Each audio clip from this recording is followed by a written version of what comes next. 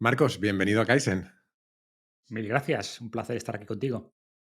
Por fin nos sentamos a hablar de nuevo. La primera vez fue hace mucho tiempo en tu podcast de Radio Fitness Revolucionario y yo te debía una invitación a Kaizen que la verdad es que he tardado demasiado en cumplir. Pero es que la vida a veces me come, la verdad. Y además es que la tuya, tengo que confesar que es una entrevista que me imponía un poco hacer. Porque, por un lado, ha habido mucha gente que me ha pedido que te traiga al podcast. Y además, es que creo que tenemos que hablar de muchas cosas en común y muchos temas de los que hablar. Y por todo eso no tenía muy claro cómo abordarla. De hecho, sigo sin tenerlo claro, pero creo que esto ya no tiene vuelta atrás. Todo esto es para decirte que gracias por aceptar y que creo que no sabes dónde te has metido, pero bueno, algo saldrá. Bueno, creo que lo sé, pero seguro que me sorprendes y ese es el objetivo, ¿no? También. Habitualmente, en las entrevistas en Kaizen, suelo empezar con un repaso a la trayectoria de los invitados. Pero como me consta que te conoce buena parte de la audiencia y como quiero que tengamos tiempo de sobra para friquear sobre otros temas, yo te propongo que hagamos solo un repaso rápido para situar a quienes no te conozcan. Y te lo planteo así, si estuvieras en un evento o en una fiesta y alguien te pregunta quién eres y a qué te dedicas, ¿cómo le responderías? Pues es una respuesta en teoría sencilla, pero que se va complicando con los años, ¿no? En mi vida pasada era más fácil, o sea, decía que era consultor y ya estaba, pero ahora no sé muy bien cómo definirme, ¿no? Cuando me preguntan esto, no sé, antes decía que era blogger, también podcaster, divulgador, escritor, influencer, inversor. Pero bueno, personalmente me gusta verme como un eterno estudiante, ¿vale? Que intenta sintetizar las cosas que va aprendiendo, las cosas que me han ayudado en mi vida personal, que está muy centrado en la salud, pero también con una visión de salud bastante amplia. Entonces es eso, Mm. estudiante que intenta coger ideas, beber de muchas fuentes y luego simplificarlas y intentar que lo que me ha ayudado a mí ayude también a otras personas. Bueno, y en ese camino se suele decir que somos lo que comemos y luego seguro que hablamos de alimentación, pero a mí me gusta usar esa expresión más para entender por qué llegamos a ser como somos. Yo creo que durante toda nuestra vida nos alimentamos de películas, de libros, de podcasts, eso más ahora, de gente que nos influye en general y que de alguna manera acaban llevándonos por el camino que seguimos. Si tú miras para atrás, ¿qué influencias encuentras? ¿Cuáles fueron esos libros o pelis o lo que sea que te acabaron llevando por esta senda que has recorrido? A ver, otra pregunta difícil porque creo que somos mucho menos conscientes de qué cosas nos han Mm, influenciado de lo que pensamos, ¿no? Hay mucho azar en la vida, muchas decisiones que tomamos sin saber realmente por qué las tomamos y luego cuando miramos atrás nos inventamos esta narrativa que suena coherente, pero que muchas veces dista de la realidad, ¿no? Pero bueno, dicho esto, sí creo que hay varias cosas que me han influenciado, ¿no? La primera, creo que el hecho de ser un niño asmático, tener una infancia enfermiza, creo que influyó mm. mucho en la importancia que le di después a la salud. Cuando te falta de pequeño y eres consciente de cómo te limita quizás, pues luego le das mucho más valor, pero después por cosas de la vida me interesé mucho en la tecnología, tenía claro que el futuro iba hacia ahí y por eso finalmente decidí estudiar informática, que influyó muchas decisiones posteriores, ¿no? En mis primeros años laborales. Em, y quizás por eso también, por esa visión tecnológica, no estudié nada ligado con la salud, que no veía tanto como una, lo veía más como un hobby personal, más que una vocación Ujú, profesional. Ya en el mundo corporativo me influyó mucho, por ejemplo, la psicología, la filosofía práctica, y aquí encontré mucha ayuda en el estoicismo, ¿no? Que creo que ujú, ha sido una influencia fuerte. Veía, por ejemplo, cómo avanzar profesionalmente y crecer personalmente no solo depende de tu inteligencia y tu ética de trabajo, mm. que también obviamente, sino también en cómo enfrentas la vida, cómo enfrentar los problemas, cómo enfrentar las crisis, tus relaciones, ¿no? Por el lado de la salud, pues me influyeron muchas personas. Creo que este enfoque evolutivo que tengo pues viene también Mm, de leer muchas cosas, de adentrarme después, que luego podemos hablar, ¿no? De gente y revisiones científicas que abordaban la salud con esta perspectiva un poquito de mirar al pasado y a qué está adaptado nuestro ujú, cuerpo. Entonces te diría que tengo muchas influencias, pero a la vez he intentado no depender de ninguna en exceso, ¿no? De ujú. beber, como decía antes, de muchas fuentes, de conectar múltiples ideas de distintos campos, pero poco a poco pues ir creando mi propia vida y mi propia filosofía, ¿no? Mm. Enseguida saltaremos un poco a toda la parte, y ahí podremos hablar mucho de esa visión más evolutiva, de la salud y de la vida saludable en general. Pero antes hay algo que me parece también muy interesante, y yo creo que es que hay una lectura de tu recorrido que tiene que ver con algo que es poco habitual en España, ¿no? En algún momento consigues convertir lo que tú decías que era casi un hobby o un interés personal en una forma de ganarte la vida, ¿no? ¿Cuándo es esa bisagra? ¿Cuándo se da ese paso? ¿Y cómo consigues convertirlo? Imagino que con mucho esfuerzo, pero ¿cómo consigues convertirlo en una forma de ganarte la vida? A ver, fue un proceso gradual, más Mm, fortuito que meditado, pero bueno, hubo parte también de meditación, ¿no? Por supuesto. Por ejemplo, me preguntabas antes sobre influencias y recuerdo que yo mm, fui una de esas muchas personas, de billones de personas, influenciada por el libro de Tim Ferriss, de 4 Hour mm, Workweek, allá por el 2007 debió ser, que fue uno de los primeros que hablaba de estas cosas de lifestyle design, ¿no? Y de vivir gracias mm, a Internet y ser un nómada digital y estas cosas, y pensé, ostras, yo quiero esto, ¿no? Quiero hacer lo que me gusta desde cualquier parte, ganar mucho dinero, pero bueno, se quedó ahí, dando vueltas en mi cabeza, y pocos años después, cuando empecé con el blog de Fin de Revolucionario, al principio sin muchas expectativas, o sea, era más una forma de mm, difundir mis ideas a mi grupo cercano, que me decía, ostras, esto que nos cuentas está súper bien, me está funcionando súper bien, abre un blog para contar estas ideas y que se las pueda mostrar a mi familia, a mis amigos, que se lo vas a explicar tú mejor que yo. Y entonces empecé a unir las cosas, ¿no? Decir, oye, tengo estas ideas que parece que a la gente le interesan, tengo este conocimiento del mundo digital, de la tecnología, creo que puedo empezar a casar ambos. Y así empezó, o sea, sin muchas expectativas al principio, era más, como te decía, una forma de divulgar conocimiento, pero ese grupo cercano, que inicialmente eran los únicos que leían el blog, empezaron a comentarlo con sus familiares, amigos, a compartir en redes sociales y la bola se fue haciendo cada vez más grande. Después saqué mi primer producto digital, que fue mm, Desencadenado, que funcionó muy bien. Coincidió además prácticamente con que se vendió la compañía en la que yo era socio de consultoría y fue como, oye, vamos a cerrar un ciclo aquí, ¿vale? No sé si esta aventura mm, online va a funcionar o no, pero más o menos el beta testing está hecho, la validación de ujú. mercado, el market fit o como lo queramos llamar, está hecho, esto parece que funciona. Y por tanto, pues oye, decidí dejar ese cómodo y lucrativo mundo corporativo para aventurarme en algo mucho más incierto, pero mucho más apasionante y enriquecedor para mí, ¿no? Y a partir de ahí, pues el proyecto siguió creciendo, creé más productos, más libros, y al final, con una comunidad suficientemente grande, se puede vivir muy bien haciendo lo que te gusta, ¿no? Pero, y por supuesto, ese ingrediente secreto al que hacías mención, que no es nada secreto, que es el esfuerzo, dedicarle mucho tiempo. Y por eso, si no es algo que te apasione, es muy difícil que te vaya bien, porque es muy difícil que le dediques el tiempo que esto requiere. Yo a veces, esto creo que lo he contado en el podcast, no estoy seguro. A veces cuando doy charlas a emprendedores, y di una hace poquito, uso de ejemplo a Super Mario. Y digo que es que Mario es un ejemplo de emprendedor porque es un tío que empezó siendo un fontanero inmigrante que apenas hablaba el idioma del país al que llegó y acabó haciéndose rico, conocido en todo el mundo y casándose con una princesa. Y siempre digo lo mismo, digo, hazlo por la chica, porque si hubiese sido por la pasta, no se habría recorrido 800 castillos y se habría peleado con no sé cuántos monstruos raros, ¿no? Es un poco lo que tú decías, si no tienes ese driver de pasión, que no es suficiente, que yo creo que también ese es otro mensaje importante, Sí, ¿no? Que no todo el mundo no se es crea suficiente. que basta con la pasión para sacar adelante un proyecto, ¿no? Las cosas tienen que encajar, pero si no lo tienes es muy, muy difícil que lo saques adelante. Un poco en relación a esto que estábamos comentando, cuando se me ocurrió decir que iba a hablar contigo en Twitter, han llegado todo tipo de preguntas, algunas bastante raras, luego hablaremos de cuáles han llegado y demás, pero había algunas relacionadas con esto, ¿no? Y había una en concreto que me acuerdo que preguntaba sobre cuánto tiempo estuviste con esto como un side project, ¿no? Como un proyecto paralelo. Y luego también, creo que era en esa misma pregunta, hacían una pregunta un poquito indiscreta, que tú dirás si la quieres responder o no y el cómo, que era que te preguntara sobre independencia financiera, ¿no? Sobre si es tu objetivo con lo que haces y si la has conseguido plenamente o si sabes cuánto te falta.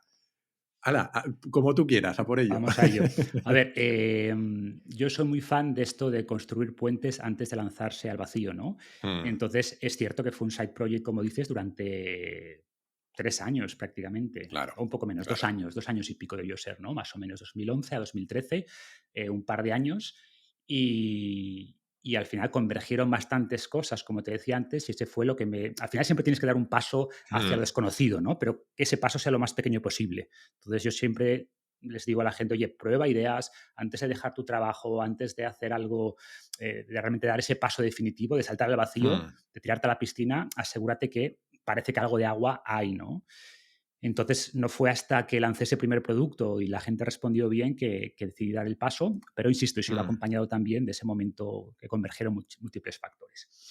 Y sobre la independencia financiera, a ver, no tengo problema, parece que es un poco tabú esto hablar de dinero, pero bueno, ¿no? Creo que es un poco un tema español. O sea, yo personalmente tengo la suerte de...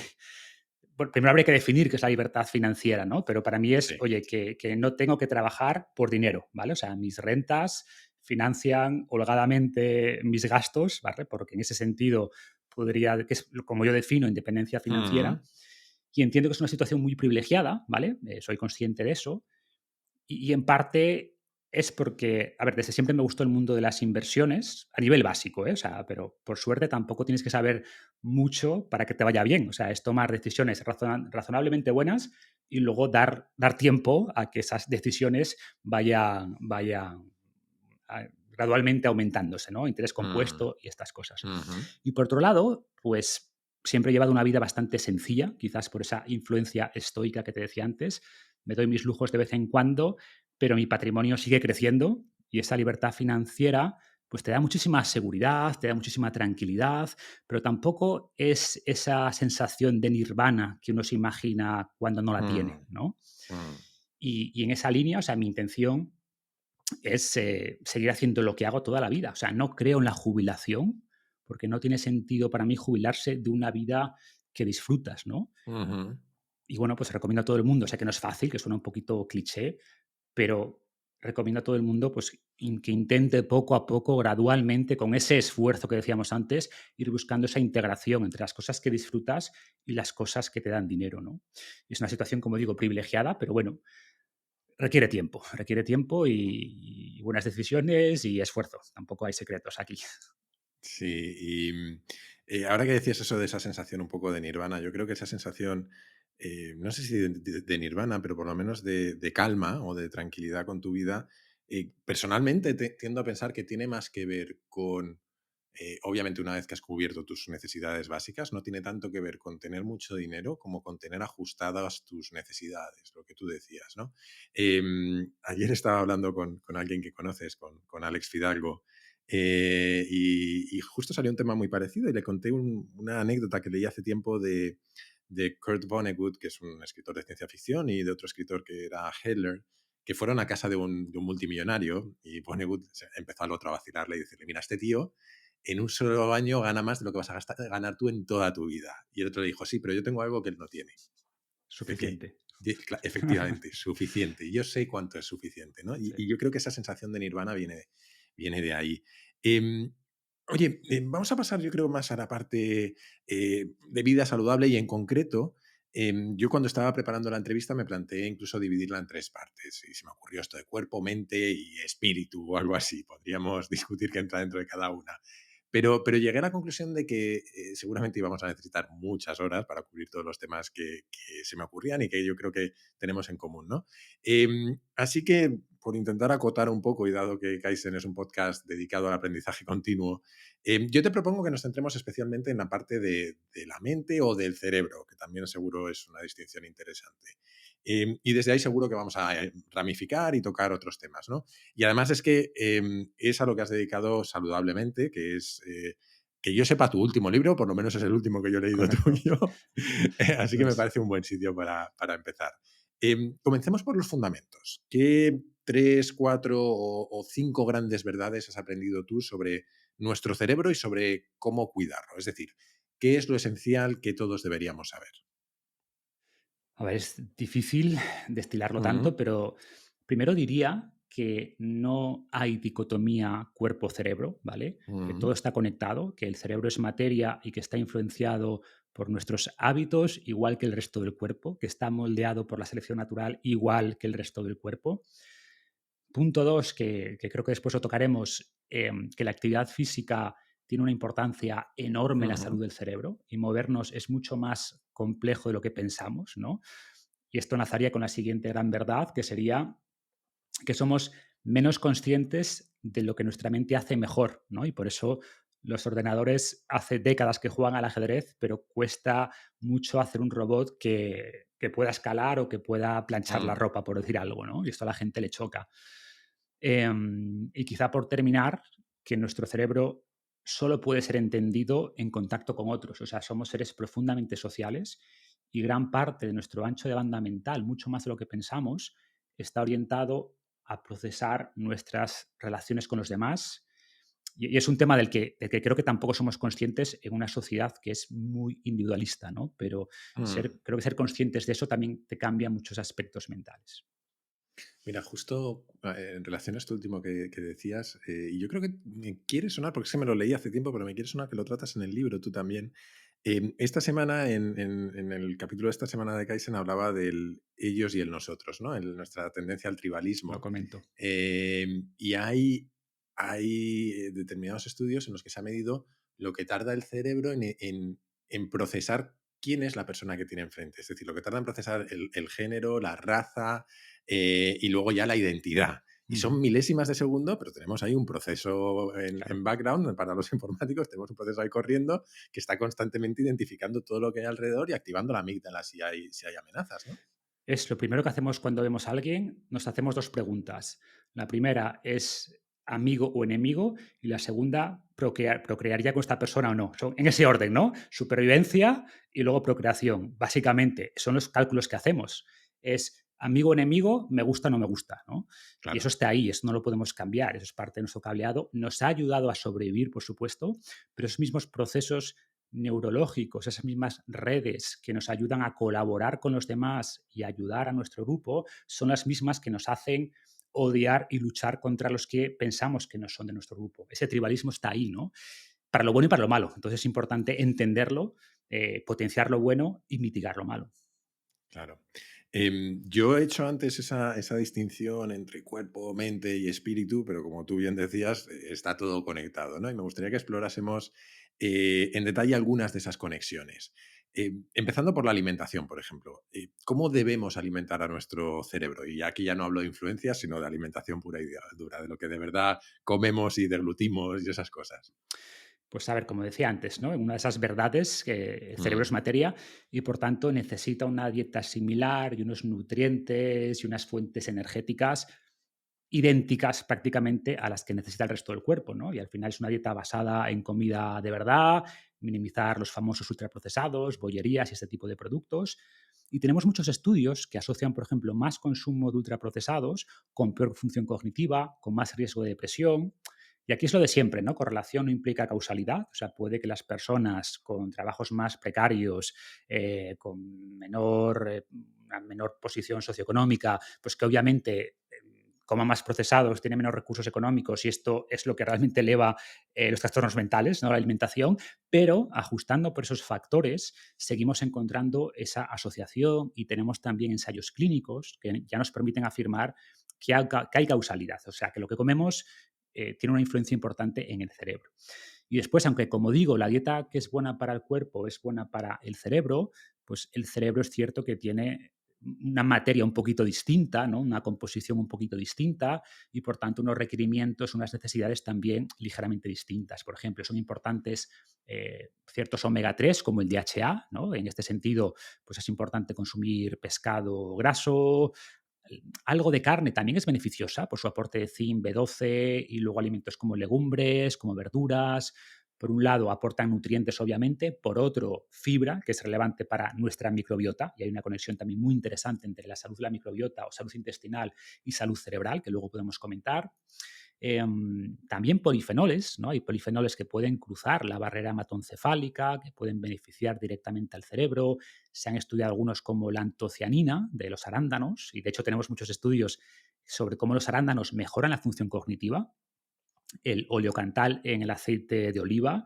eh, y ya dejo para el final las mejores noticias, que son cosas como que a veces han estado un poco demonizadas, pero alimentos como el chocolate, hablo de chocolate negro muy oscuro o el café, pues también aportan polifenoles muy interesantes y han demostrado mejorar también la salud del cerebro, ¿no? Como siempre, en moderación. Entonces, va por ahí, o sea, al final es una buena alimentación general, alimentos que pueden tener una relación más directa con la salud cognitiva, pero siempre que hablamos de esto, aclaro que lo importante es lo que hacemos el 90% de las veces y no las excepciones, porque si alguien se Claro. obsesiona después con es que no puedo comer la tarta, yo qué sé, el cumpleaños de mi pareja porque los ultraprocesados son malísimos, o no puedo comerme el postre típico de un país que voy a visitar en vacaciones porque, claro, es que fíjate el azúcar que tiene, pues al final eso es malo, ¿no? O sea, el cerebro es resiliente y de hecho esta actitud rígida ante la Mm. comida puede derivar paradójicamente en un trastorno mental, que es lo que estamos intentando evitar al comer bien, ¿no? Entonces, buscar como siempre ese equilibrio, pero siendo conscientes de lo que le favorece y lo que le puede perjudicar si mantenemos en el tiempo. Claro, porque además, yo entiendo que de lo que has comentado, seguramente hay un, no sé, un 80% que es común a todos nosotros y con lo que vas a conseguir, o lo típico, ¿no? Un 20% de esas cosas con las que vas a conseguir el 80% de los resultados. Pero también, para quien ya lleva una vida muy saludable, probablemente recorrer el último 20% es lo más difícil, ¿no? ¿Dónde encontrar esas ganancias marginales? Em, por ejemplo, yo me imagino que seguramente tú seguías una dieta muy saludable antes de profundizar a tope en cómo cuidar el cerebro. ¿Qué cambió para ti en esa investigación? Eso por un lado, y por otro lado, también imagino que hay una componente de esto que es relativamente personalizada, ¿no? Que cada uno somos un pelín distintos y tienes que encontrar eh, a cada individuo qué le funciona mejor y qué no, ¿no? Y cómo se investiga eso, cómo llegas a conclusiones sobre eso. Sí. A ver, es cierto, ¿no? Lo que decías, el Pareto aplica perfectamente aquí. Hay un 20% de cosas que hemos comentado que te dan el 80% de los beneficios. A partir de ahí podemos empezar a explorar otras cosas, ¿no? Por ejemplo, ¿qué cosas he incorporado yo a partir de la investigación en el libro? Pues ciertos suplementos que luego podemos comentar. Y cosas que para mí están a medio caballo, ¿no? Por ejemplo, uso un extracto de arándano salvaje que tiene muchísimos más polifenoles que el que compramos en el supermercado, que lo añado, por ejemplo, al batido, al yogur y tiene bastante evidencia. Las especias, ya era fan de las especias, pero he visto también el efecto que pueden tener en el cerebro a múltiples niveles. La canela, sin ir más lejos, tiene ese componente de ayuda en la regulación de la glucosa y la glucosa, igual que glica tejidos y que daña nuestro organismo, nuestro cuerpo y nuestro endotelio, puede dañar también el cerebro. El té verde, también se han hecho bastantes estudios sobre los beneficios a nivel cognitivo. El ayuno, que también era, siempre me interesó el ayuno, pero también se ha visto como el ayuno, aunque sea alargar un poco ese ayuno nocturno, tiene beneficios a nivel cerebral. Entonces, estas son cosas que para mí son secundarias, ¿vale? Sin duda todo lo anterior, pero lo que tú dices, ¿no? Quien quiera ir un pasito más allá y explorar un poco más allá, pues son cosas que se pueden ir incorporando. Y, y después, sobre la individualización, pues hay como dos niveles, ¿no? Por un lado están los test genéticos, que aportan información. Yo me hice un test genético hace años y a partir de eso sí quizá unos ajustes, pero bueno, son cosas muy particulares, ¿no? En términos cerebrales, por ejemplo, está el famoso APOE4, quien tenga una copia o dos copias seguramente tenga que hacer cosas específicas, porque si no haces nada, tu riesgo, por ejemplo, de trastornos como Alzheimer se eleva bastante. Entonces, hay ciertos polimorfismos o ciertas variantes genéticas a partir de las cuales sí tiene sentido hacer cambios, pero son la excepción más que la regla, ¿no? Al final, para mí es saber cuáles son las teclas que puedes tocar y luego hacer muchos experimentos de n igual a uno. Ya voy a probar a ajustar esto, cómo me siento, voy a probar a ajustar esto, cómo me siento. Esa autoexperimentación al final es muy importante para terminar de perfilar lo que se adapta a ti a nivel biológico, ojo, y a ti también a nivel de agenda, ¿no? De lo que puedo incluir y encajar con el resto de mi día a día, con mis preferencias, etcétera. Lo que pasa es que el bucle de Samuel Gil odia que lo diga así, lo voy a decir así, de realimentación, él dice retroalimentación, el bucle de realimentación ahí es complicado, ¿no?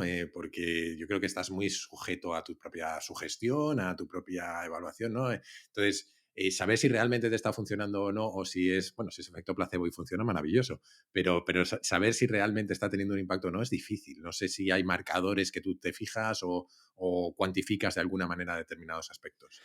Se puede cuantificar, por ejemplo, lo bueno en relación al cerebro es que puedes validar, hay aplicaciones, por ejemplo, para evaluar tu memoria, para evaluar el tiempo de reacción, o puedes evaluar el tiempo de reacción a lo largo del día. Ellos son cosas que he probado, ¿no? Dicho esto, ¿eso puede tener un componente de placebo? Por supuesto, pero eso aplica en todo, aplica a cualquier fármaco que te tomes, a cualquier intervención que hagas. Y lo que tú decías, si yo puedo mejorar la memoria por efecto placebo, y se puede, pues genial, ¿no? Me da igual que el efecto venga del extracto de arándano salvaje o de placebo o de 50-50. Al final no es que sea o placebo o no placebo, es, oye, del beneficio total, quizás el 40% viene por el suplemento, por el cambio dietético y el 30-40 por el placebo. Perfecto. Se ve muchas veces el placebo como, eso es solo placebo. ¿Perdona? O sea, me da igual que sea solo placebo. O sea, el placebo, de hecho, es algo biológico, no es un tema únicamente psicológico y hay muchos estudios sobre esto, ¿no? Entonces, esa autosugestión está ahí y, como digo en el libro, cuando tomas algo, cuando te dan una pastilla, te dan dos cosas, la pastilla y la expectativa. Y esa expectativa ha demostrado ser tan importante como la pastilla o como el suplemento o como el extracto, ¿no? Entonces, nunca vas a poder aislar completamente eso. Para eso necesitaríamos ya estudios aleatorizados, doble ciego, bla, bla, bla. Pero puedes ir probando muchas cosas, cómo te sientes y luego ese factor que es subjetivo, pero no deja de ser muy importante, cómo me siento. Y punto dos, algunas métricas más objetivas, que cuando hablamos, por ejemplo, del aspecto cognitivo, pues pueden ir por aquí, ¿no? Mirar con una app tiempo de reacción, de memoria, tu capacidad, incluso la velocidad con la que tecleas o la tasa de errores al teclear. Estas son, por ejemplo, cosas que yo he probado, porque hay aplicaciones que te permiten hacer una batería de test y tener una evaluación final. Y por tanto, puedes decir, oye, después de un mes tomando esto, he mejorado, no he mejorado, cómo me siento. Y son formas de intentar objetivizar un poquito más los experimentos. En el libro hablabas también de nuestro segundo cerebro.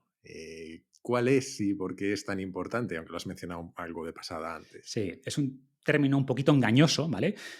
Pero es cierto que nuestro sistema digestivo es tremendamente complejo y por eso tiene un sistema nervioso propio, entre comillas, ¿no? Que sería el sistema nervioso entérico, que interactúa con nuestro cerebro, hay este concepto del eje intestino-cerebro, y también interactúa con los billones y billones de bacterias que están en nuestro intestino, ¿no? Especialmente en el colon. Y estas bacterias, pues está viendo que tienen una gran importancia, una gran influencia en nuestra salud general y nuestra salud mental en particular. Por ejemplo, estas bacterias tienen la capacidad, que es sorprendente, de producir neurotransmisores, es decir, se pueden comunicar directamente con el cerebro usando su propio lenguaje, ¿no? Su propio idioma. Y es cierto que estos neurotransmisores no llegan directamente al cerebro, pero sí pueden enviar información a través del nervio vago, para lo bueno y para lo malo, ¿vale? Entonces, las bacterias que tenemos, el tipo de bacterias, las proporciones entre ellas, pueden influenciar desde el tipo de antojo que tenemos, ¿no? Si nos apetece más fruta, nos apetece donuts, pueden influenciar nuestro nivel de depresión, que ahora comentaré, el riesgo de enfermedades como Alzheimer. Por ejemplo, mencioné antes la fibra, pues la fibra en el colon es fermentada por estas bacterias, produce lo que llamamos butirato o ácido butírico, y esto modula también la actividad cerebral, reduce la inflamación. Y sabemos que la inflamación, por ejemplo, participa o contribuye a la depresión, contribuye a otros trastornos mentales, o por ejemplo se ha visto que si traspasamos la microbiota de un ratón con depresión a un ratón normal o saludable, digamos, pues este ratón saludable pasa a mostrar síntomas de depresión, ¿no? Entonces vemos cada vez más evidencia de cómo están conectados la salud mental con la salud de la microbiota y al revés. O, por ejemplo, periodos de estrés, ¿no? Hacen que nuestra microbiota se perjudique. Por tanto, salud mental ligada con salud intestinal muy ligada también con esa salud mental. Y ahí es donde entra todo, pues como decíamos, ¿no? Los probióticos y los psicobióticos. ¿Qué son y qué evidencia tenemos? ¿O cómo ingerimos esto? ¿Cómo se come a puñados? Puñados grandes, porque hay en cada probiótico, o sea, los probióticos que son básicamente alimentos o suplementos que tienen una cantidad suficiente de bacterias, hablamos de billones y billones, como para que tengan un efecto modulador o positivo idealmente en la microbiota, ¿no? Aquí los probióticos de toda la vida son los alimentos fermentados. Los lácteos fermentados tienen bastante evidencia, por ejemplo, en bienestar, en salud mental, pero también tenemos pues, los kimchi, chucrut, etcétera, ¿no? ¿Qué ocurre? Que para lograr un efecto más potente usamos ya los suplementos probióticos que aportan muchas más bacterias, que se están estudiando mucho en los últimos años y se está viendo que hay cepas concretas que pueden tener un efecto especialmente beneficioso en el cerebro, ¿no? Y estos probióticos en concreto, este subconjunto de probióticos, son lo que llamamos psicobióticos. Y a ver, hay evidencia, también es verdad que es un campo incipiente, es un campo, o sea, hay que ser cautos todavía, pero es prometedor. O sea, se están estudiando varios tipos de, sobre todo lactobacillus y bifidobacterias, que modulan la producción de neurotransmisores como GABA, ¿no? Ese transmisor un poquito más inhibidor, más de relax. Eh, suplementos, estos psicobióticos han demostrado, por ejemplo, algunos de ellos reducir los síntomas del estrés, de la ansiedad. eh, entonces, es interesante. ¿Qué ocurre? Que el efecto de estos probióticos o estos psicobióticos depende también mucho de cuál es tu microbiota de partida, porque estamos realmente alterando un ecosistema vivo. O sea, estamos en un ecosistema que existe, que puede tener un equilibrio más o menos organizado. Estamos metiendo, entre comillas, animales nuevos y eso puede ser, y ese estímulo puede ser el que termine de equilibrar ese ecosistema o el que lo desequilibre más, ¿no? Entonces, los efectos pueden ser los deseados o puede que no. Entonces hay que ser cautos, pero insisto, hay resultados muy positivos, pero a día de hoy no deja de ser una herramienta interesante con la que podemos jugar, pero que falta mucho, ¿no? Por investigar aquí. Ok. Y, y me parece que volvemos una y otra vez irremediablemente a eso de que está todo conectado, ¿no? ¿Y qué relación hay, y lo has mencionado de pasada también antes, qué relación has encontrado tú entre la salud de nuestro cerebro y el ejercicio físico y el tipo de ejercicio físico que hacemos? Brutal. O sea, de hecho, bueno, lo destaqué antes y lo destaqué porque es una de las herramientas más potentes que tenemos para prevenir e incluso tratar muchos trastornos, ¿no? Desde depresión hasta enfermedades neurodegenerativas. Se ha visto también que el ejercicio potencia la memoria, potencia el aprendizaje en entornos académicos y ligado con esto, hago aquí una cuña, es muy triste que cada vez se recorte más horas de actividad física en el colegio con la importancia que tiene no solo en sí mismo por la salud física, sino porque seguramente ayudaría en la rama más académica, ¿no? Pero bueno, el ejercicio, como digo, es súper beneficioso. ¿A través de qué mecanismos actúa? Menos inflamación. Cada vez somos más conscientes del efecto que tiene la inflamación en el cerebro y el ejercicio es un potente antiinflamatorio. Mejora el riego sanguíneo y la oxigenación del cerebro y un cerebro con más sangre, con más oxígeno va a funcionar mejor. Eleva el BDNF, que es un factor de crecimiento neuronal o como yo lo llamo un fertilizante neuronal y se ha visto cómo el ejercicio además cambia el cerebro, ¿no? O sea, aumenta, por ejemplo, el tamaño del hipocampo, que es una zona especialmente plástica porque está ligada al aprendizaje, a la memoria.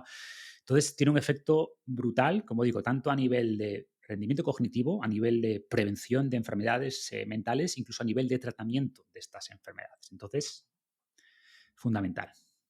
¿Y, y da igual el ejercicio físico o hay determinados tipos que demuestran ser más útiles para nuestra salud Todos mental? son buenos, ¿vale? Cualquier tipo de actividad física es mejor que la ausencia de actividad física. Pero, por ejemplo, sabemos que actividades de más intensidad, ¿vale? Pues producen mayores elevaciones de este BDNF, de este fertilizante neuronal que mencionaba. Y idealmente que ese ejercicio, que esa actividad física incluya movimientos más ricos en entornos más complejos. Por ejemplo, no es lo mismo correr en una cinta en el gimnasio, en línea recta, sin inclinación, viendo la televisión, ¿vale? Que si haces ese mismo esfuerzo físico, pero por el monte, donde tienes que esforzarte mucho más para orientarte, para equilibrarte, para sortear obstáculos. Es un entorno mucho más rico y sabemos que esta riqueza del entorno potencia los beneficios del ejercicio en el cerebro, ¿no? Cosas como practicar coreografías, ¿no? O sea, al final movimientos complejos requieren pensamientos complejos, requieren más involucración, por tanto, del cerebro. eh, Y ya para nota, si lo hacemos además con más personas, pues potenciamos ese componente social que decíamos antes y obtenemos más beneficios a la vez, ¿no? Estaba justo pensando que yo tengo una teoría ahí eternamente a medio cocinar que tiene que ver con cómo muchas de las cosas que hacemos en la infancia y perdemos en la vida adulta en realidad son un camino de salud o de felicidad o de ambas, ¿no? Estaba pensando en el pilla-pilla, cuando jugabas Correcto. entre varios, que es un entorno hipercomplejo donde tienes un montón de personas que te pueden pillar varios, que tienes que estar atentos, todo se está moviendo a tu alrededor y obviamente es un ejercicio físico pero también intelectual, ¿no? Totalmente. Es más, el juego, o sea, el juego es el sistema educativo de la naturaleza. No es casualidad que todos los animales jueguen y cuanto más grande es el cerebro, más juega esa especie, porque más tiene que aprender, ¿no? Entonces, cosas como el juego, además de ese componente de salud física, de enseñarnos habilidades que nos van a ayudar en la vida a pelear, a luchar, a escapar, a perseguir, tiene ese componente cognitivo de responder a los estímulos, de conectar con los demás. Entonces, todo lo que sea jugar a cualquier edad, ¿no? Y ese juego físico también es clave para el cerebro, sin duda. Y volvemos una y otra vez también a la otra idea, es esta de que al final nuestros organismos, o somos organismos que están adaptados a un estilo de vida muy diferente al que llevamos, ¿no? La evolución nos adaptó para un estilo de vida que no es el que llevamos. Y esto se aplica a la alimentación o eso, a un estilo de vida más sedentario, pero también a cosas como el estrés. ¿Qué efecto tiene el estrés en nuestro cerebro? Depende del tipo de estrés, ¿no? Depende de la intensidad del estrés y depende de la duración de ese estrés. Si pensamos de nuevo en esos ancestros en la sabana africana hace 30.000 años, pues el tipo de estresores al que estaban sometidos eran muy distintos, no eran estresores generalmente físicos y de resolución inmediata. Y nuestro sistema de respuesta al estrés sigue estando cableado para ese entorno, a pesar de que, por suerte, pues tengamos ahora poco riesgo de que nos persiga un tigre, ¿no? Aquí en la ciudad. Pero, insisto, nuestro cerebro sigue respondiendo igual ante una presentación importante en la oficina o ante una discusión con el jefe. ¿Cómo responde? Pues activación cardíaca, presión arterial. O sea, te sigue preparando para luchar o para huir, ¿no? Aunque sean respuestas poco útiles en la actualidad. Y si esto es algo infrecuente, pues no pasa nada, ¿vale? El problema es que nuestro cerebro, como yo lo digo, es víctima de su propio éxito. O sea, esta capacidad, esta corteza prefrontal que nos permite mirar al futuro para tomar mejores decisiones, ¿no? Pensar en la libertad financiera, voy a guardar esto para dentro de 40 años, eso está muy bien, pero esa misma capacidad de ver el futuro, pues también nos permite imaginar riesgos, imaginar peligros. ¿Y qué pasa si hago esto y me echan y luego no puedo pagar la hipoteca y luego termino en la calle debajo de un puente? Y entonces este estrés crónico es muy destructivo, ¿no? Eleva la inflamación, interfiere con procesos cognitivos, interfiere con el aprendizaje, con la memoria, eleva el riesgo de depresión.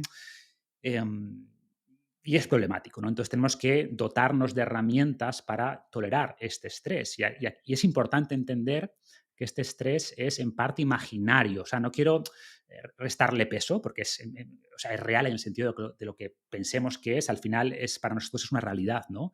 Pero el mensaje es que dos personas sometidas al mismo estrés pueden responder de maneras muy distintas en términos, eso, de estrés laboral, de pareja, etcétera.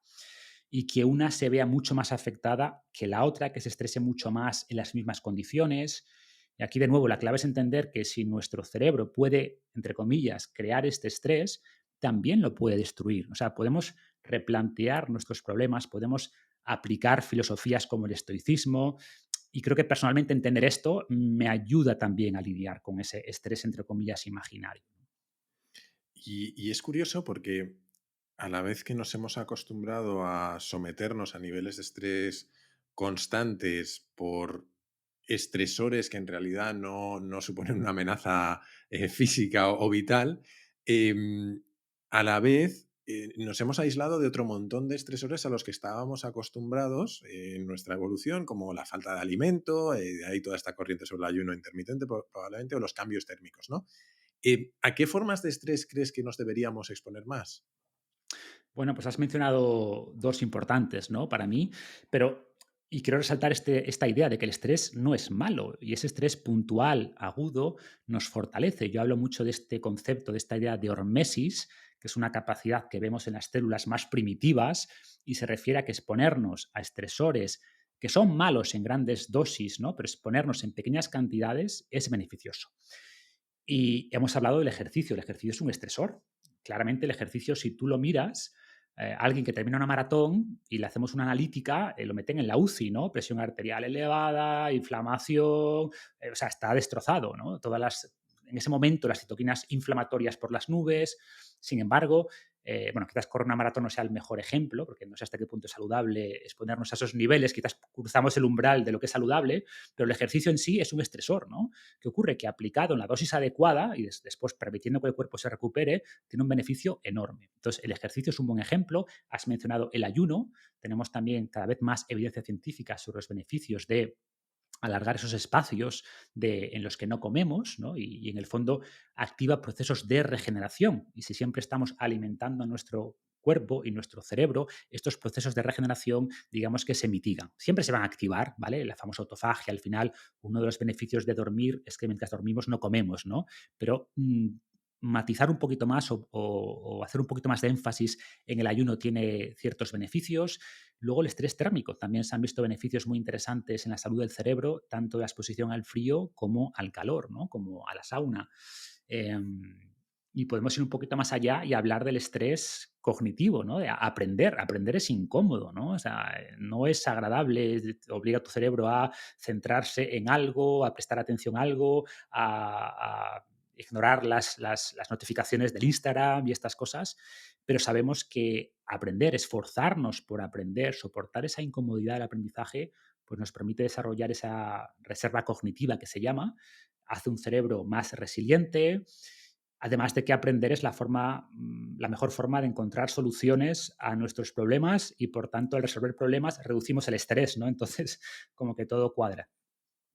De hecho, ahora que has dicho lo de aprendizaje, me he acordado de algo que traté hace poquito en el podcast, que es cómo en los procesos de aprendizaje vamos pasando por distintas etapas, ¿no? Desde la incompetencia inconsciente, es decir, que somos incompetentes y no somos conscientes de lo incompetentes que somos, hasta que la siguiente etapa es la incompetencia consciente. Y es en ese punto cuando nos hacemos conscientes de lo incompetentes que somos, cuando llega ese punto de frustración y de estrés real de mira, que no soy capaz de hacer esto, que me subo a unos esquís y me la pego cada vez que me subo. Y eso, como tú bien decías, y nunca lo había relacionado así, es otro factor de estrés o otro estresor que nos hace antifrágiles, ¿no? Yendo un poco a Taleb. Antes de pasar a otros temas, yo creo que quería entrar un poco en algo que hemos mencionado de pasada antes en varias ocasiones, y es esa distinción entre mente y cerebro, ¿no? Al final, mucho de lo que hemos comentado no solo se refleja en nuestras capacidades cognitivas, en cómo de rápidos somos mentalmente o cuánto recordamos las cosas, sino también, y tú lo has dicho, en nuestra salud mental, en cómo nos sentimos con nosotros mismos y en cómo nos relacionamos con otros. Relacionado con esto, o sea, con lo que hemos hablado o con otras cosas, ¿qué claves has ido aprendiendo tú para cuidar de tu salud mental y para estar, no sé si en nirvana, pero por lo menos en calma con la vida y estar bien? Sí. Am, Aquí vamos a cosas que son quizás un poquito más soft, pero no por ello Sí, menos importantes, ¿no? claro. Yo le doy mucha importancia a esto de, oye, de explorar ese mundo interior que todos tenemos, ¿no? De darle también más importancia al contacto social, a técnicas milenarias que por suerte la neurociencia está redescubriendo como la meditación, profundizar más todavía pues, en esas herramientas que ya nos daban los estoicos hace miles de años y son además las antecesoras de muchas terapias cognitivo-conductuales.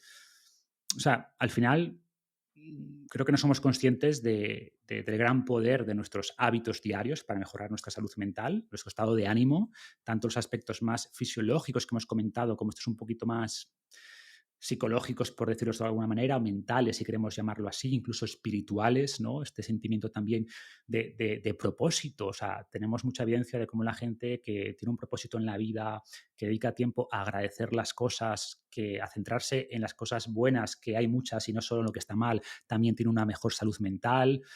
Entonces creo que son esas pequeñas cosas que quizás le damos poca importancia, pero que son muy, muy válidas, ¿no?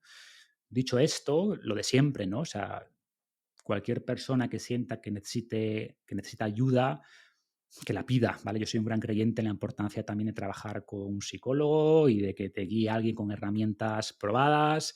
Entonces, no intentemos tampoco hacerlo todo por nuestra cuenta, ¿no? Que seamos conscientes de que tenemos muchas herramientas a nuestra disposición, unas más fisiológicas, otras más psicológicas, otras más mentales barra espirituales, si queremos llamarlo así, pero que hay cosas que necesitamos ayuda y que no hay vergüenza ni en pedir ayuda y aunque hablo mucho de los beneficios de estos hábitos, no olvidemos que, oye, quien requiera ayuda, que levante la mano y yo soy un fiel, como digo, un fiel creyente en que el trabajo de terapia, ¿no? Puede ayudar muchísimo también. Sí. Yo creo que es algo que es siempre importante recordar y la gente de Entiende tu mente, por ejemplo, que tienen, es un podcast que probablemente conozcas, hacen una labor fantástica y creo que es Luis de Entiende tu mente que suele decir que em, normalmente hay que acudir a terapia no cuando nos sentimos mal necesariamente, pero sí cuando esa sensación se convierte en un limitante o en un incapacitante incluso para hacer las cosas que queremos hacer, ¿no? Que ese es un poco el baremo de lo patológico empieza cuando empieza a limitarte realmente, ¿no? Y ese es probablemente el punto de pedir ayuda, pero estoy muy de acuerdo contigo que, y esto lo digo yo mucho, que más allá de pedir ayuda o no, mucha de nuestra salud mental, obviamente dejando de lado enfermedades mentales graves, pero quiero decir, de nuestro estado de salud mental, tiene que ver con las conversaciones que tenemos con nosotros mismos, con cómo nos explicamos lo que nos pasa y con cómo Total, lo afrontamos, ¿no? Y ahí total. el estoicismo juega un papel brutal. Exacto, en reprocesar lo que nos ocurre. Al final podemos darle a todo distintas visiones, ¿no? Y por ejemplo, Epicteto decía esto de que todas las cosas tienen dos asas. Entonces, Hmm, elige aquella por la que sea más fácil levantarlo, ¿no? Te puedes crear una narrativa negativa sobre tu vida o sobre lo que te ocurre o una narrativa que te ayuda. Ambas son mentira. En el fondo, las narrativas son eso, narrativas, ¿no? Pero unas nos ayudan más que otras. Entonces, utiliza... y normalmente las positivas suelen ser más acertadas.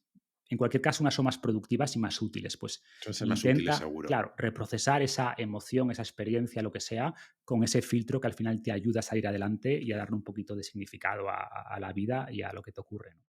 Claro. Como mencionaba antes, y creo que has visto, tuve la peligrosa idea de preguntar en Twitter sobre qué hablar Siempre contigo, es ¿no? peligroso. Y llegó un aluvión de preguntas, cada cual más diferentes, o sea, desde criptomonedas hasta política, pasando por dermatitis, cómo mejorar la calidad del semen, o sea, unas cosas bastante, Sí, yo estaba bastante asustado a ver peculiares. cuáles ibas a elegir. He intentado hacer una selección de algunos temas como buenamente he podido y desde ya voy a pedir perdón a todos aquellos cuyas preguntas no hayan entrado, pero era imposible. Y había una idea que era bastante recurrente en estas preguntas que tenía un poco que ver sobre tu propia trayectoria en esto de la vida saludable, ¿no? Por un lado, Samuel Gil, al que he mencionado antes y que me pidió que te dijera que es un gran fan tuyo, me pidió también que te preguntara sobre ¿qué protocolo sigues tú ahora? Que yo entiendo que es como dicen los del capital riesgo, lo que quiere, o sea, cómo estás estructurando tus días y tus semanas en cuanto a entrenamientos, alimentación, desayuno, un poco la visión holística de Ok, cómo piensas en tu vida saludable ahora. ok. A ver. Bueno, primero un abrazo para Samuel, que también le sigo los pasos en Twitter.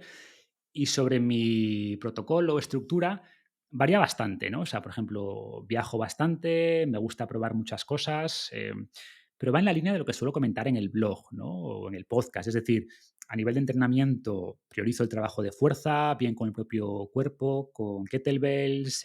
Me gusta también programar básicos con barra, o sea, press de banca, sentadilla, peso muerto, etcétera. Hago una combinación de todo.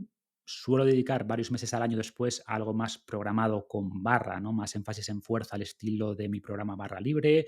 Me gusta meter algún hit, por ejemplo, una vez a la semana, que puede ser intervalos de sprints o circuitos de calistenia o similar. Suelo hacer eso, o sea, este tipo de entrenamientos 4 o 5 días a la semana. Am, un par de sesiones de cardio, pero cortas. No soy súper fan del cardio, pero bueno, 20 o 30 minutos, sesiones de 20 o 30 minutos creo que son muy positivas. Ah, mm, Me gusta este concepto de tener como métricas diarias, ¿no? Intento caminar 10.000 pasos al día. pasar 2 minutos en sentadilla, suele ser más, pero pongo ese mínimo, y colgarme 2 minutos al día, tener una barra de dominadas en una parte de la casa por la que pases con frecuencia y cuando pasas, colgarte, ¿no? Que son pequeñas cositas, pequeños snacks de movimiento, como yo lo digo, pero que te ayudan muchísimo en el día a día, a mantener bueno, la movilidad, la fuerza de agarre, la salud de los hombros, etcétera, ¿no? En cuanto a horarios o tal, ahora mismo estoy entrenando al final de la mañana, ¿no? Así por la mañana aprovecho para trabajar, como a la 1 entreno, después me tomo un batido generalmente, como, trabajo otro ratito. Las mañanas suelen ser más bien trabajo creativo, trabajo más de escribir, de crear contenido, más foco mental y por la tarde un poquito más administrativo, gestión, reuniones, etcétera, ¿no? Alimentación, me gusta ciclar un poco en el sentido de verano más rico en carbohidrato, me gusta hacer un ciclo de dieta cetogénica por el invierno, con un protocolo cetogénico durante el invierno, pero de pocas semanas, ¿vale? Me gusta meter ayunos intermitentes, pero tampoco mucho. O sea, personalmente pierdo peso rápido, ¿vale? Y si hago, aunque sea 16-8 un mes, pues fácil que baje 2 kilos, que me cuesta después recuperar. Entonces, por eso quizás lo hago un par de veces a la semana, de vez en cuando un ayuno un poquito más largo de 24 horas, no mucho más. Después, cosas que creo que son importantes para mí, ¿no? O sea, cenar temprano. O sea, en España se cena súper tarde, entonces yo intento cenar tipo 7-8, después vemos algo de Netflix después de cenar, mientras tomamos un té, hago algo de movilidad mientras veo Netflix, salimos a caminar un rato y después ya estoy en modo cero pantallas, luz de la casa un poquito más amarilla, ¿vale? Eh, ¿Qué más? Eso, leer, intento leer todas las noches al menos una horita y tipo 11 nos acostamos e intento levantarme a la mañana siguiente sin despertador, salvo que tenga algo relevante al día siguiente. Y más o menos, no sé si he respondido la pregunta, pero va por ahí un poco el día a día, ¿no? Como pienso en esto a medio y largo plazo. Yo creo que has respondido de sobra. Por un momento te estaba imaginando metido en un gran hermano y todos los demás mirando a ver qué hacías durante todo el día. No sería muy divertido, te lo aseguro. Un poco relacionado con esto, hay una pregunta que a mí me parece interesante, que es, ¿qué matices o qué cambios crees que hay que hacer según la etapa de la vida en la que estamos? Entiendo que no es necesariamente lo mismo los 20 que los 30, que los 40 o que los 50. Por ejemplo, si no me equivoco, tú estás en los 40 y pocos. Bueno, 5 ya. Pocos. ¿Cómo piensas que será tu protocolo dentro de 10 años? ¿Esperas Mm. cambios radicales o crees que va a ser muy, muy parecido? Es una buena pregunta, ¿no? Y a ver, evidentemente el paso del tiempo afecta a muchos procesos Mm. fisiológicos y tenemos que irnos adaptando, eso es una realidad, pero cada vez estoy más convencido, y sobre todo a medida que cumplo años, de que buena parte de eso que llamamos envejecimiento tiene más que ver con la inmovilidad que con la edad. De hecho, en los últimos años se han publicado varios estudios que indican, pues, que muchas de estas ideas que tenemos no son correctas, o al menos son muy matizables, ¿no? Se sigue repitiendo esto de, no, es que a los 30 se ralentiza el metabolismo, o empiezo ya a perder mucha masa muscular, o es más difícil ganar masa muscular, o es más difícil recuperar, que insisto, en gran medida es parte de nuestra narrativa y lo de siempre, la narrativa se puede convertir en realidad, Mm. ¿no? Y no estoy diciendo que la edad no afecte, evidentemente afecta, pero menos de lo que pensamos, ¿vale? Y quizás perder un 4 o 5%, claro, si estás en la élite deportiva, pues importa mucho, ¿vale? Pero para el común de los mortales es poco, ¿no? Y de hecho, si empiezas a hacer las cosas bien a los 35, vas a tener más fuerza y más masa muscular y te vas a ver mejor y te vas a sentir mejor con 40 que con 25. Tengo muchísimos casos que así lo demuestran, ¿no? Entonces, creo que en parte tenemos que cambiar la mentalidad, ¿vale? Y en mi caso, el enfoque es que no me voy a autolimitar, o sea, no me voy a poner la venda antes de la herida, ¿no? Ya será la vida la que me vaya limitando o marcando, pues eso, los límites o lo que puedo hacer y lo que no puedo hacer. O sea, entonces de momento sigo entrenando igual, mis marcas no han bajado en los últimos años, mi ilusión por hacer cosas nuevas tampoco ha bajado y seguramente en 10 años pues sí cambie cosas, ¿no? Pero voy a intentar resistirme, ¿vale? Dicho esto, ¿tiene sentido que con más edad, pues quizás trabajemos con menos peso, un poquito más de repeticiones, que hagamos más énfasis en la recuperación y la movilidad? Claro que tiene sentido, pero tampoco tenemos que esperar a los 50 para eso. O sea, si lo hacemos a los 35, pues estaremos postergando problemas, ¿no? Que si lo empezamos a hacer a los 50. Entonces tampoco es algo que tengamos que esperar a hacer en algún momento. ¿Tiene sentido después temas de reemplazo hormonal, tanto en mujeres como en hombres? Seguramente también, ¿vale? Yo no me niego a nada. Hablo mucho de la visión evolutiva, pero que realmente me gusta es combinar este concepto de evolución y a lo que nuestro cuerpo está adaptado con las nuevas tecnologías. Creo que en esta mezcla es súper poderosa, ¿no? Pero como mensaje, yo creo que nuestro cuerpo es mucho más resiliente de lo que pensamos, de lo que la gente cree, pero hay que seguir exigiéndole, ¿no? Sin pasarnos, por supuesto, pero creo que tenemos bastante más control del que pensamos sobre cómo nos va a afectar el paso de los años. O sea que al final la vejez tiene más que ver con lo que decidimos dejar de hacer que con lo que necesitamos dejar de hacer, ¿no? A mí me gusta mucho esta frase de que no es que dejemos de movernos porque envejecemos, sino que envejecemos porque dejamos de movernos. Que por supuesto, llevada al absurdo no es cierta, al final el envejecimiento es inexorable, pero la velocidad con la que envejecemos es muy modificable con las cosas que decidimos hacer o como bien dices, que decidimos dejar de hacer. Em, un poco relacionado con lo que decidimos hacer y dejamos de hacer, llegaron también muchas preguntas sobre mentalidad, gestión del éxito, gestión del fracaso y en general adherencia a hábitos. Es imposible resumirlas todas, pero vi hace unos días un gráfico que publicaste que era algo así como la diferencia de entrenar solo los días que tienes ganas con cuando entrenas todos los días, ¿no? Obviamente, si solo entrenas cuando tienes ganas, pegas un bajón en los días que no tienes ganas, ¿no? Y tu curva de evolución es mucho más eh, irregular y mucho más frágil. ¿Cómo, ¿Cómo se convence uno para entrenar los días que no tiene ganas? ¿Qué has aprendido tú que es lo mejor para hacer? Y déjame añadir una segunda pregunta a esto, Ujú. porque me he acordado de una que hicieron también varias personas en Twitter, que es ¿cómo se, ¿cómo se consigue que una persona que parte de un estado de forma muy malo, con unos hábitos muy malos, dé los primeros pasos, ¿no? Porque también cuando tenemos inercia nos es más fácil seguir que Correcto. cuando partes de el reposo absoluto. Sí. Vale, pues vamos a ello. A ver, yo me gusta mucho esta frase, que creo que acompañaba esa infografía que dices, de que si no tienes ganas de entrenar, entrenar sin ganas. Esa es la solución, ¿no?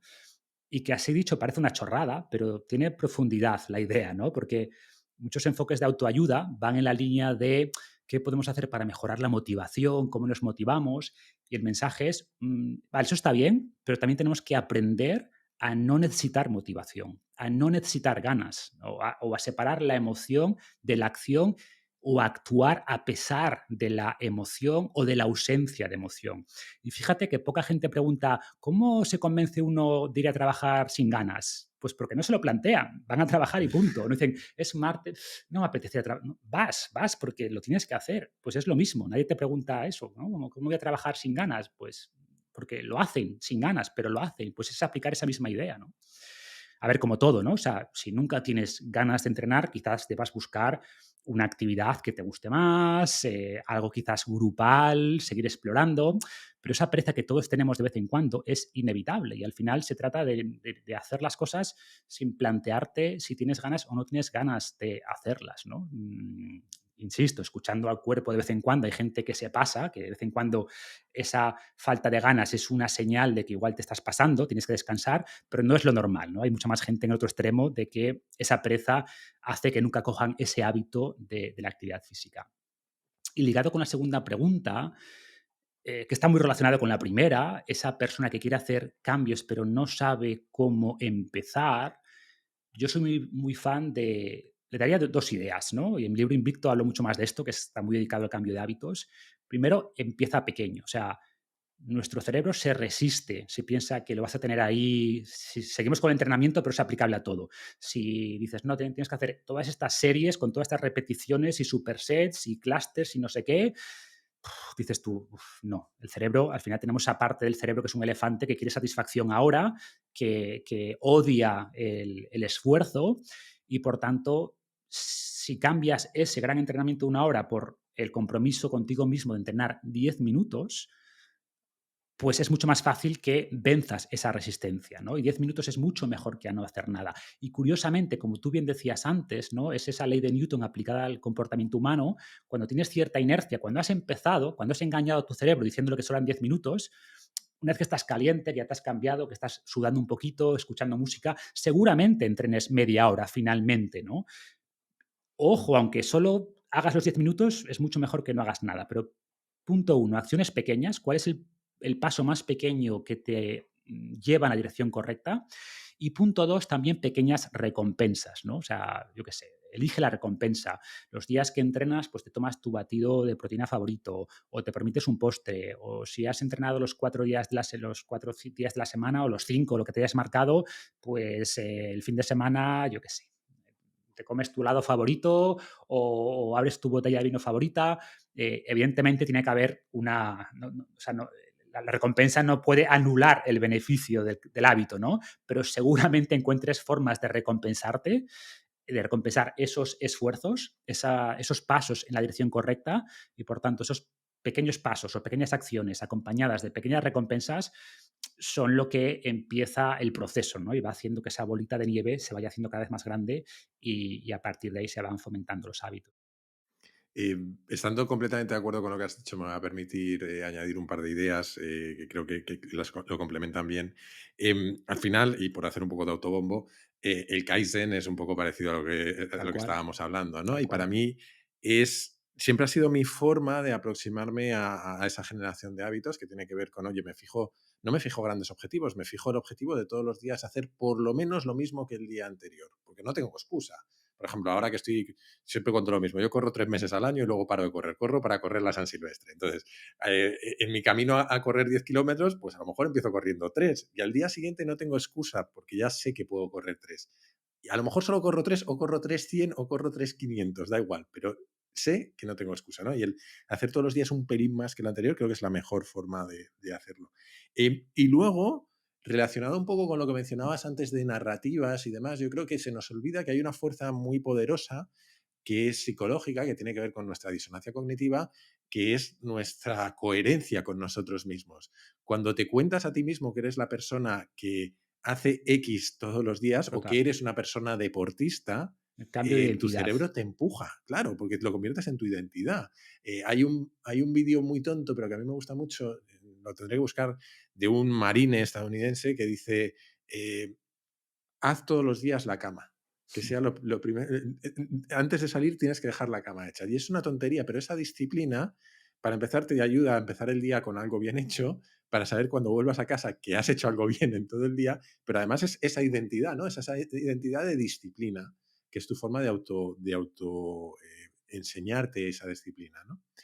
100%. Em, a raíz de algunas de las preguntas que llegaron, me vino a la cabeza, y sobre todo después de esto último que hemos dicho, que es como casi predicar un poco desde el púlpito, me vino a la cabeza una sensación que yo tengo a veces, y es que creo que quienes creamos contenido, sobre todo contenido en tu caso en particular, que tiene que ver con mejora de vida saludable, etcétera, creo que corremos cierto riesgo de proyectar una imagen mucho más virtuosa de nosotros mismos que la real. Por lo menos Sí, sí. yo lo siento, y no porque nos vendamos de determinada manera, sino porque al final lo que exponemos al resto es una parte concreta de nosotros mismos, que es la que dominamos, la que se nos da bien, pero no se ve el desastre que podemos ser en otro montón de cosas, ¿no?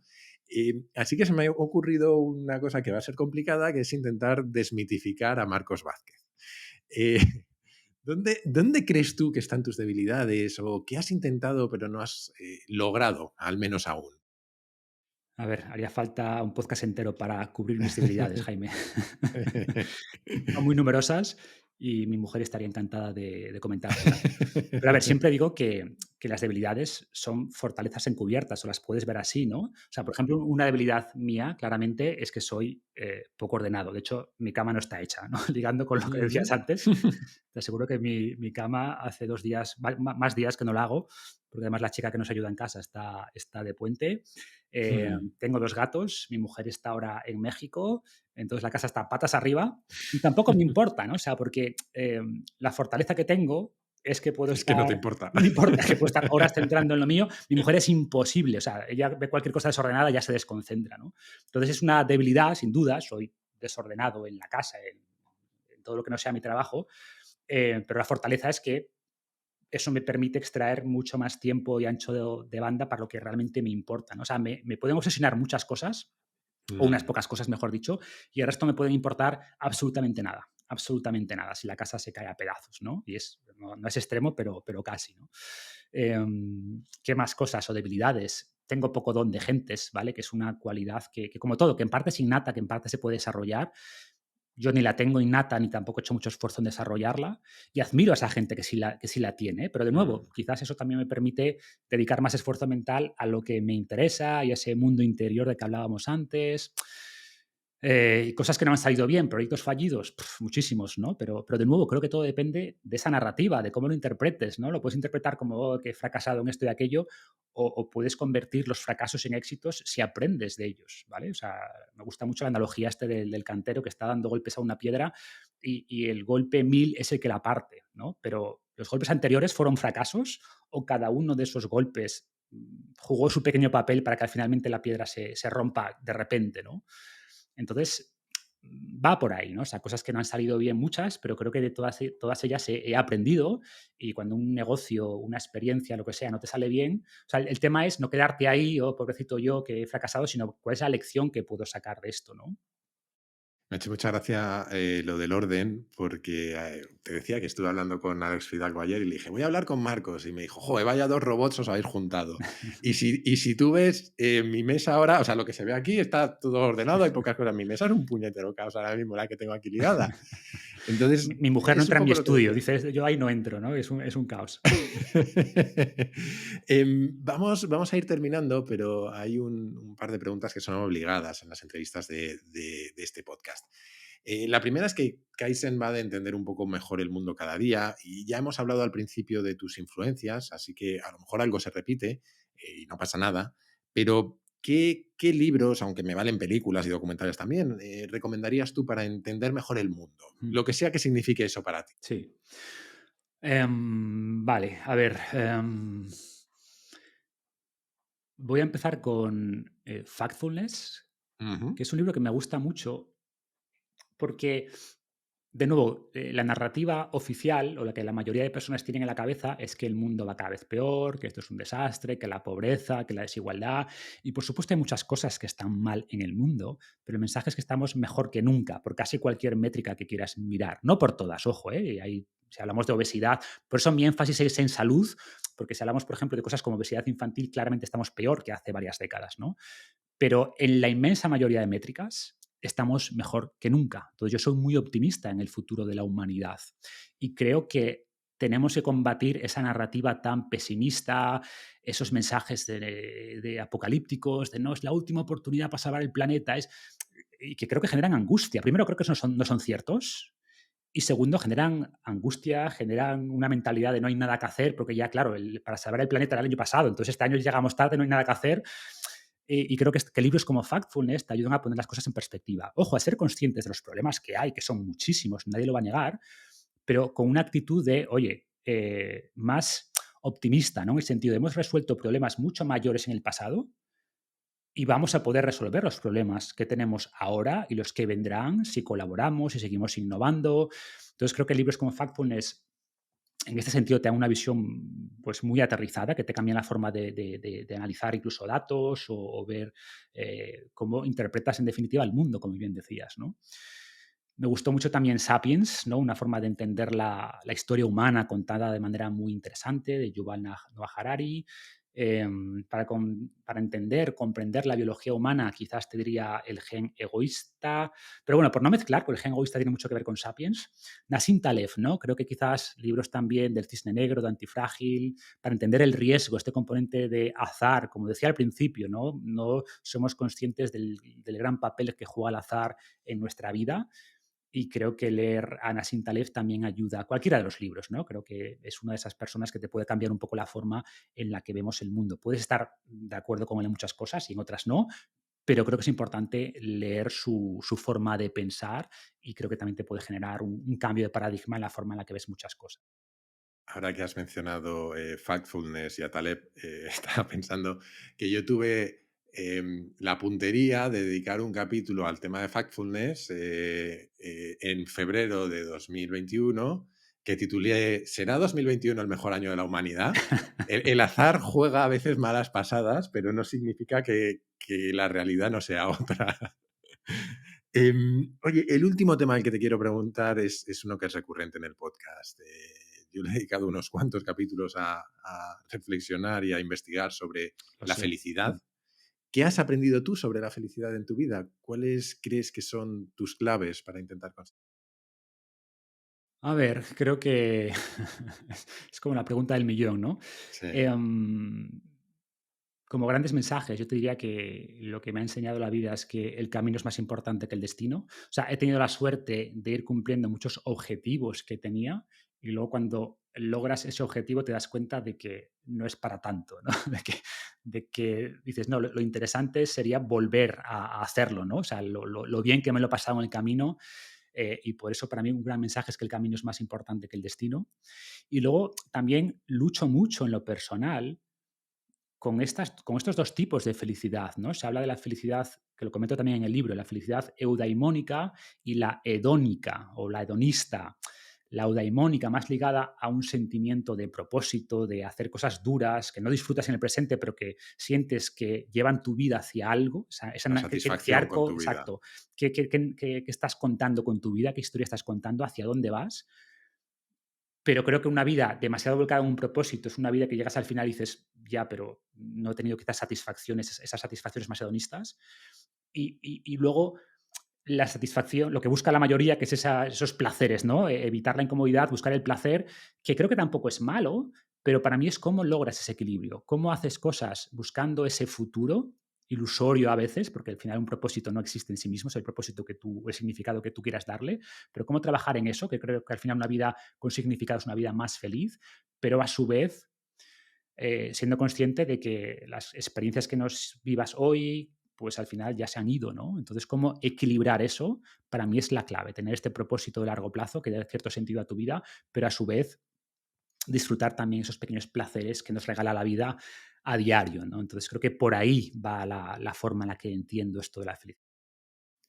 Y antes de despedirnos, y por si alguien no te conocía, ¿dónde podemos seguirte, leer lo que escribes, escucharte y en general aprender más de ti? Bueno, por fin una pregunta fácil, Jaime. Finderrevolucionario.com, ¿vale? Ahí está mi casa en internet y a partir de ahí, pues está el podcast, Instagram y todo lo demás. Genial. Hasta aquí la entrevista, Marcos. Se me quedan infinitos temas en el tintero, así que tendremos que repetir seguro. Será un placer. Mil gracias, un placer tenerte por aquí. A ti, Jaime, desde luego no has defraudado con las preguntas, ha sido súper interesante y un placer, como siempre, charlar contigo.